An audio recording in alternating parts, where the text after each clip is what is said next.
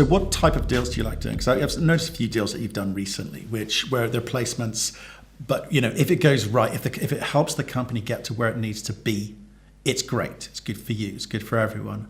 But you're papering these things, so if it doesn't go well, it's a slightly more painful upside for you in that it means the company hasn't delivered what it said it was going to, and presumably you're either perfecting some kind of security or you're taking a bigger chunk of the company because they owe you. Well, it depends what the terms are, but what's your favorite kind of deal? That really depends. As you probably know, I prefer now in my declining years to be a lender rather than an equity investor.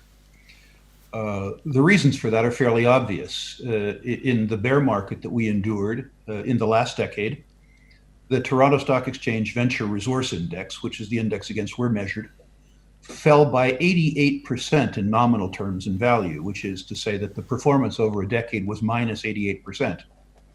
In our on-balance sheet lending activities during the same period of time, we generated a 15% annualized return on capital employed. 15% is a handsome headline number in any circumstance, but the relative performance is silly. Really, really, really, truly silly. The idea that I can effect a reward transfer without very much of a risk transfer, and I leave the shareholders and the management team the upside, but I eliminate the downside for me, is extremely attractive. As a lender, if you're lending money to an issuer with no visible means of support, no visible means of repayment, you are really truly an asset-based lender. So we look at all the financial projections associated with the loan, and we certainly consider that, but we look at the management resumes, and more particularly, the strategic value of the asset to other buyers, assuming that our borrower wobbled. And that's the criterion that we use to make a loan. We are more concerned with loan covenants and restrictions, frankly, than we are with coupon, because one bad deal obliterates the return on 12 good deals. When you look at our track record relative to our competitors, and by the way, we have some very, very good competitors in that space, I think what you'll see is that other guys at periods of time have written more business than us, but we have had to foreclose much, much less often. That obscures the fact that probably 40% of the loans that we've written in the last 30 years have violated one or another of the loan covenants over the course of the loan. If we have a management team that is honest with us, works hard, and gives us prior notice that they're experiencing difficulty, we'll move heaven and earth to support them. If, by contrast, we don't get a call and we don't get a check, then the relationship gets different. Yeah, no, I've seen both sides of that. I've spoken to someone this morning who has a very positive experience with you guys. They basically paid off the first loan, then got another loan, and great. You've allowed them to grow, be able to tell that growth story, deliver that growth story, and likewise, I've seen where it hasn't worked out, but no one really wants that. Well, maybe that's not true. Sometimes that's what the terms are geared up to do, but it's not easy. It's not easy. We're not in the loan-to-own business. Right. We're lenders. Perfect. If we have to work out a loan, if we have to operate something, we've failed because it takes us away from what we're good at, and we think it damages our reputation on the street. We've had a relationship providing both debt and equity to the aforementioned Ross Beatty going back to 1987. A very, very long time. The first negotiation between Ross and I probably took 35 hard, bloody hours. And I don't think that the sum total of negotiations that we've done since, which probably number 30, have consumed 3 hours.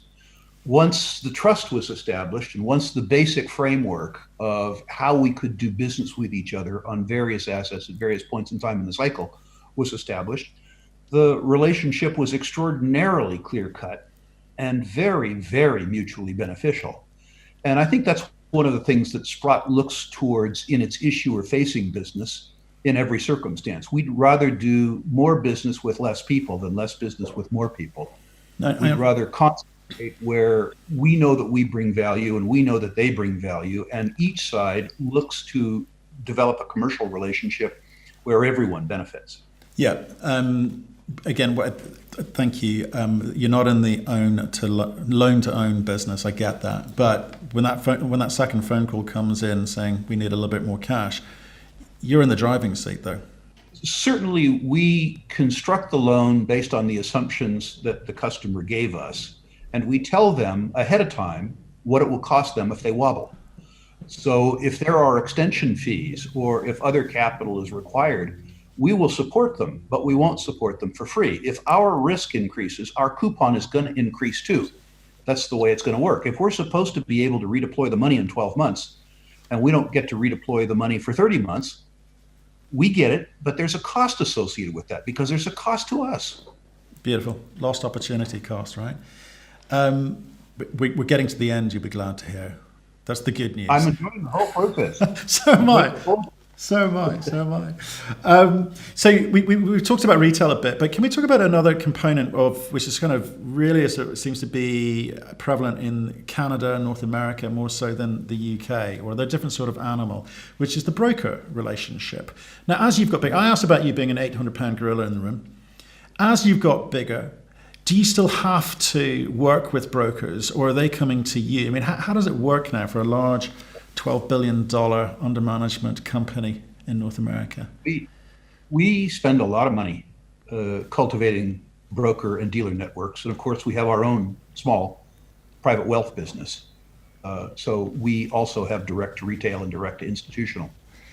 But in terms of the big products, the physical products and the ETF, those are very much distributed through normal distribution channels in North America. We're working now to build out our UK and European relationships too. We have our first UCITS product, European fund, as a consequence of our acquisition of the Tocqueville Gold Group.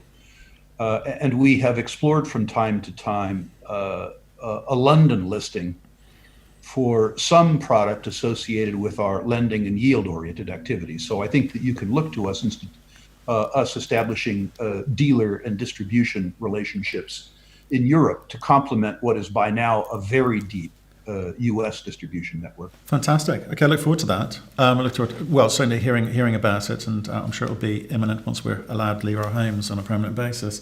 Can you just tell us a little bit about the ETF funds that you manage at the moment, if you don't mind? Sorry. We have two ETFs, the Sprott Gold Miners Index, which is a small competitor to the Van Eck product. Ours is different in the sense that it isn't just oriented towards liquidity and market capitalization. It's a factors-based fund. And we take margin and profitability and revenue growth into account. The nervousness that we have with the non-factors based funds is that large companies, which may be shrinking, tend to dominate the market cap race. And we don't want to have a circumstance where we own a lot of a company that's towards the end of its mine life and we face a precipitous decline. So we look as much to margin and revenue growth as we do to market capitalization and liquidity. We have a smaller company fund, the Sprott Junior Gold Miners Index, which is similarly focused on factors rather than market capitalization and liquidity. The truth is that our ETF offerings are substantially smaller than Van Eck's ETF offerings, and ours are small enough, this is convenient and inconvenient, that we do not move markets. When there are inflows into the major ETFs, especially the major junior ETFs, their rebalancing becomes in the near term the most important part of the market capitalization of their constituents.